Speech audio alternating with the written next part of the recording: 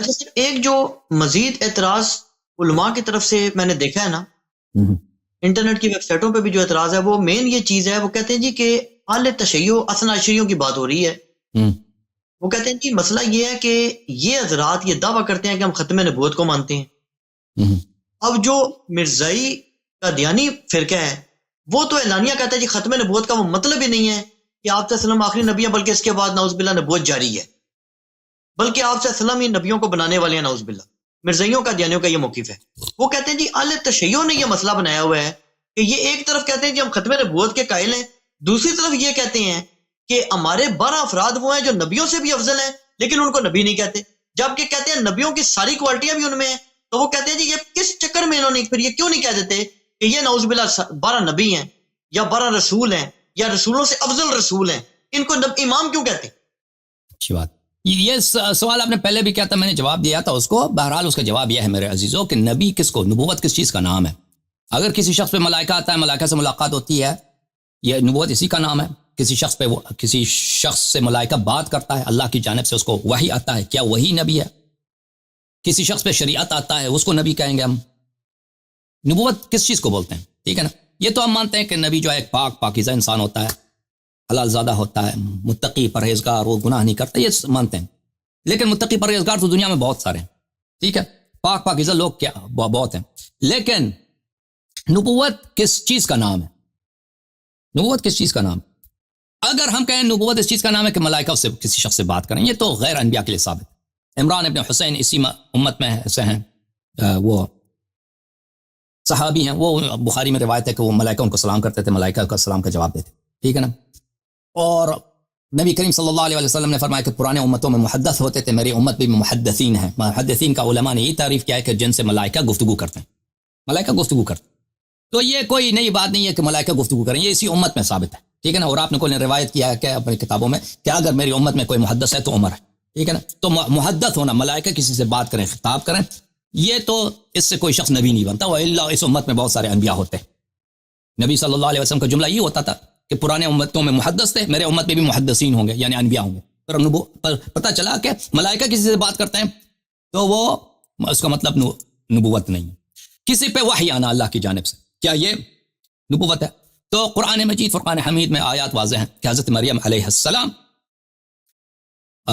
جبریل علیہ السلام سے ان کی بات ہوئی، فتمثل لها بشرا سویا، بلے فرمایا کہ انا رسول ربک، میں تیرے رب کا رسول ہوں، اللہ کی جانب سے تیرے پیغام آیا ہوں کہ لأحب لك غلاما زکیا، کہ اللہ تعالیٰ فرما رہا ہے کہ میں تجھے ایک بہت پاکیزہ بیٹا عطا کروں گا. اور اس کے ساتھ جب مریم بالکل ولادت کے وقت، حضرت عیسیٰ علیہ السلام کے ولادت کے وقت بالکل اکیلی تھی. لوگ کہتے تھے کہ بھئی یہ غلط آدمی ہے، یہ غلط عورت ہے، اس نے یہ جو ہے کنواری لڑکی ہے اور اس کی جو ہے پریگننسی ہو گئی ہے، اس کے پیٹ میں بچہ ہے، تو اس نے یقیناً نستجیر باللہ اس نے کوئی بہت عظیم گناہ کیا ہوگا. تو آج تک یہودی جو ہیں حضرت مریم علیہ السلام کے متعلق غلط بات کرتے ہیں. حضرت عیسیٰ علیہ السلام کی بھی آج تک غلط بات کہتے ہیں. وہ جملے جو ہم اور آپ نہیں کہہ سکتے، وہ ان کو اسی طرح مانتے ہیں، کیونکہ حضرت عیسیٰ علیہ السلام یہودیوں میں پیدا ہوئے، بنی اسرائیل میں پیدا ہوئے، حضرت مریم علیہ السلام بھی بنی اسرائیل میں سے ہیں. تو ان پہ بہت بڑا بہتان لگا. تو اس وقت جب ایک کنواری اور خاتون ہے، عابدہ زاہدہ اہل تقوی، شہر سے نکالا گیا، ان کو دور چلی گئی ہیں اور بچے کی ولادت ہو رہی ہے، تو بہت تنہائی کی حالت میں جبریل علیہ السلام آتے ہیں. قرآن مجید کے آیات ہیں، یہ تو میں حدیث کہانی یا کسی مولوی کی تقریر تو نہیں ہے. جبریل علیہ السلام نے ان سے بات کی اور کہا کہ میں اللہ کا رسول ہوں، اللہ کی جانب سے میں پیغام لے کے آیا ہوں، تم یہ کرو. تو پتہ چلا کہ اگر کوئی اور کسی شخص کی اللہ کی جانب سے کسی کو وحی آتا ہے، اس سے وہ نبی نہیں بنتی، کیونکہ مریم علیہ السلام نبی نہیں ہے. حضرت موسیٰ علیہ السلام کی والدہ ہیں، وَأَوْحَيْنَا إِلَىٰ أُمِّ مُوسَىٰ، ہم نے حضرت موسیٰ علیہ السلام کے والدہ کو وحی بھیجا کہ موسیٰ علیہ السلام کو صندوق میں رکھ دو، صندوق کو دریا میں چھوڑ دو، ٹھیک ہے نا. یہ اللہ نے وحی، تو وہ نبی نہیں تھی. تو پتہ یہ چلا کہ ملائکہ کسی سے بات کریں اس سے نبوت نہیں ہے. کسی پہ اللہ کی جانب سے وحی آ جائے اس سے کوئی شخص نبی نہیں بنتا، نبی نہیں بنتا. اللہ کی جانب سے کوئی پیغام موصول کرے وہ نبی نہیں بنتا. وَإِلَّا آپ کہہ دیں کہ وہ نبی ہیں، موسیٰ علیہ السلام کی والدہ نبی ہیں. اگر کوئی شخص صاحب شریعت ہو اسی کو نبی کہیں گے؟ نہیں، بہت سارے انبیاء تھے ان کی شریعت ہی نہیں. حضرت لوط علیہ السلام حضرت ابراہیم علیہ السلام کی شریعت کے تابع تھے، ان کی شریعت نہیں تھی. ہو سکتا ہے ایک شخص نبی ہو اور اس کی کوئی شریعت نہ ہو. تو نبوت پر کس چیز کا نام ہے عزیزو؟ نبوت کس کو بولتے ہیں؟ نبوت کی حقیقت کیا ہے؟ نبوت کی حقیقت کیا ہے، اس پوسٹ کی حقیقت کیا ہے، اس پوزیشن کی حقیقت کیا ہے؟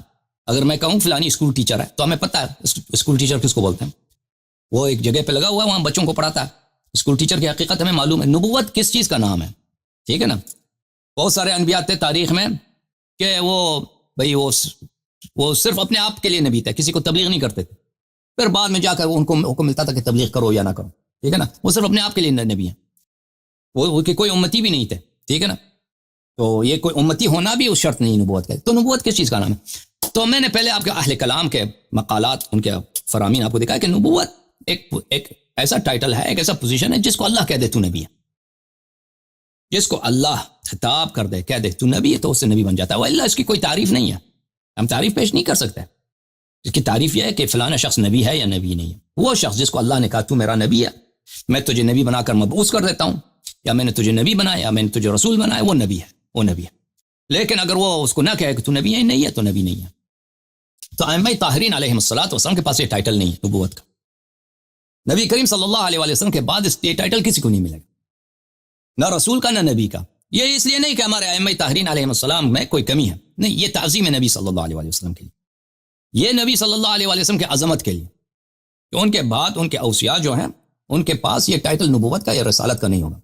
شریعت پیغمبر صلی اللہ علیہ وآلہ وسلم کا ہوگا، اسی کی شریعت پہ چلیں گے، لیکن تمام وہ صفات جو نبی کریم صلی اللہ علیہ وآلہ وسلم میں تھے، عصمت ہے، علم ہے، ملائکہ سے ملاقات ہیں، اللہ کی جانب سے ملائکہ علم لے کے آتے ہیں، وہ ہمارے ائمہ علیہ السلام کے پاس ہے۔ قرآن نہیں آئے گا، نیا قرآن، ایسا وحی جو قرآن ہو، نبی کریم صلی اللہ علیہ وسلم کے بعد ایسا وحی نہیں آئے گا جو قرآن ہو۔ البتہ ملائکہ، تنزل الملائکۃ والروح فیہا باذن ربہم من کل امر سلام ہی حتی مطلع الفجر، ہر شب قدر کو ملائکہ نازل ہوتے ہیں، اس کے علاوہ بھی ملائکہ آتے ہیں ائمہ طاہرین علیہم الصلوۃ والسلام کے پاس۔ اگر عمران ابن حسین کے پاس جو کوئی اتنا عظیم صحابی بھی نہیں ہے، ان کے پاس ملائکہ آتے ہیں، سلام کرتے ہیں، تو اگر آل محمد علیہ السلام کے پاس آ جائیں تو اس سے یہ کیا تعجب ہے، ٹھیک ہے نا۔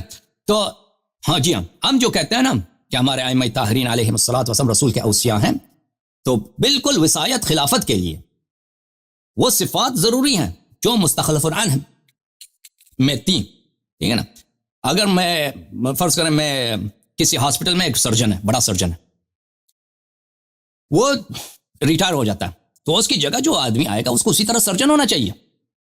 اب میں کسی درزی کو وہاں پہ بھیج دوں کہ بھائی وہاں پہ وہ سرجن چلا گیا، آپ جا کے وہاں پہ کام کریں، تو وہ ہاسپٹل والے اس کو راستہ نہیں دیں گے۔ یا کسی فارماسسٹ کو آپ بھیج دیں، یا کسی ایسے شخص کو بھیج دیں جو ڈاکٹر ہے لیکن سرجن نہیں ہے، بچوں کا ڈاکٹر ہے، آنکھ کا ڈاکٹر ہے فرض کریں، بھائی وہ اس کو وہ پوزیشن نہیں ملے گا، کیونکہ یہ مقام کس کا ہے؟ سرجن کا ہے۔ سرجن نے سرجری کرنی ہوتی ہے، اس کو جو بھی آئے گا، سرجن کا جو خلیفہ ہوگا، جو جانشین ہوگا، اس کو سرجری آنی چاہیے، وہ اس کا کوالیفیکیشن ہونی چاہیے اس کے پاس، ٹھیک ہے نا۔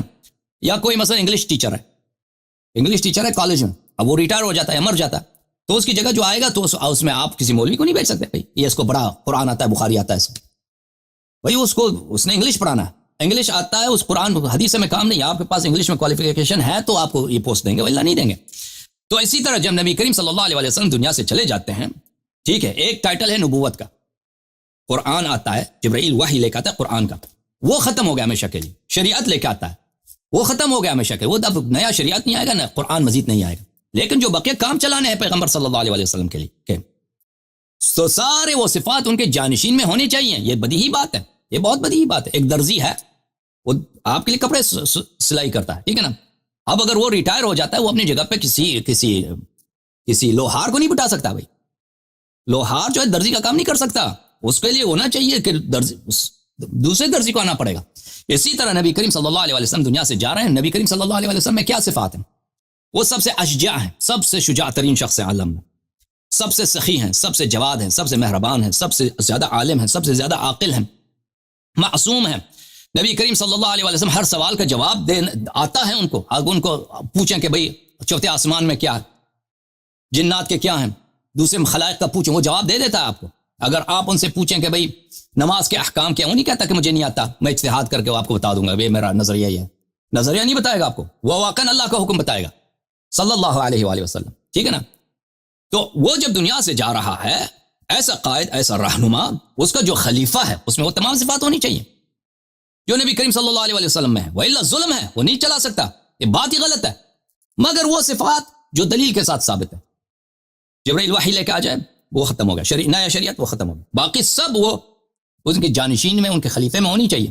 اور اسی لیے نبی کریم صلی اللہ علیہ وسلم کے جو اوصیاء ہیں وہ باقی انبیاء سے افضل ہیں، کیونکہ جس سیٹ پہ وہ بیٹھتے ہیں یہ سیٹ افضلیت کا مقام ہے، کیونکہ نبی صلی اللہ علیہ وسلم باقی انبیاء سے افضل ہیں. اس سیٹ پہ جو بیٹھے گا وہ بھی باقی انبیاء سے افضل ہوگا. جی جناب.